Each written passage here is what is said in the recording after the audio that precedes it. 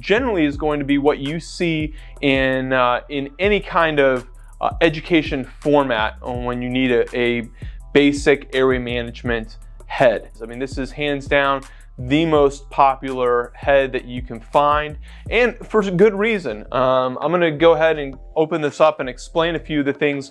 I'll talk about what's in the kit, and then we'll jump into more of the specifics of what this this trainer is capable of doing.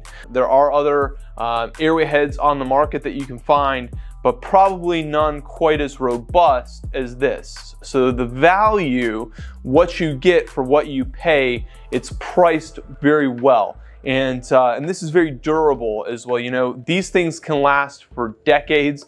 Now, just taking a look in the box, aside from the airway head itself, which we'll pull out in a minute, it comes with this kit that allows you to simulate vomiting. And so there's a little tub that you can mix in, and it simulates the vomit along with some tubing and syringes to make all of that happen.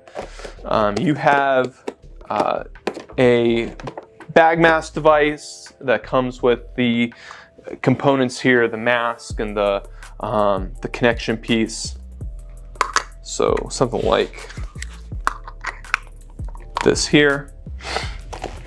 You also have another tube. This is going to just be some training lubricant for when you're doing insertions into the airway. It's meant for demonstration purposes, which I think is really cool because sometimes it's very difficult to articulate or draw up on the board what's going on in the airway when you're intubating or otherwise. And so to be able to like show people up close and personal what the airway structure looks like, how it functions, you know, if you're using a curved blade, where that should be sitting in the airway, if you're using a straight blade, where that should be sitting.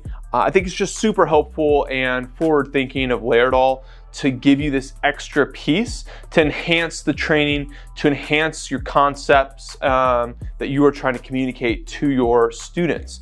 So that comes with this kit as well. And then obviously you have the airway head. It's pretty hefty, weighs a good bit. It comes on this large platform. The weight is actually not a bad thing. And this is heavy enough that, assuming that they're not like just ramming the head forward with a laryngoscope or something, it usually is going to stay in place pretty well. So the weight is not a bad thing. It's actually can be a plus when it comes to this. You've got several features here. So you have these lungs. They do sit on, there we go. They kind of just sit on the torso to simulate the lungs. You've got the stomach here. And so all of this is very true to life. So as you're intubating, you are going to see the lungs inflate. But if you are getting it into the esophagus, you're also going to see the stomach inflate. So that's a pretty cool feature. You even have these tubes that are connected to the lungs and that lead up here to the chest, so that if you want to do auscultations, you can actually listen over the chest and hear breath sounds, or not hear breath sounds, whichever applies. Some other things that this is capable of, I briefly mentioned that there was a vomit mixture that you can put into the stomach here. And so you can cause the mannequin to start vomiting on your students to give them some realism and help them deal with that. This is capable of doing suctioning. It's also has this function with the teeth where if they are cranking back on the laryngoscope blade as opposed to lifting up and forward, you're going to get a clicking sound indicating too much pressure is being pushed on the teeth, and I think you can hear it. So there's that.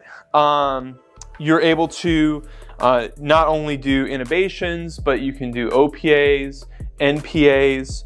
All of that is capable. You can even do nasal intubations if you wanted to on this. Those are all within the range of functionality. Another really cool feature of this airway head is that you can hook up a syringe and a stop lock, and you can actually simulate laryngospasms. And so that's also another realistic, really cool feature that can add some challenge, can add some high fidelity training to your classroom and for your students.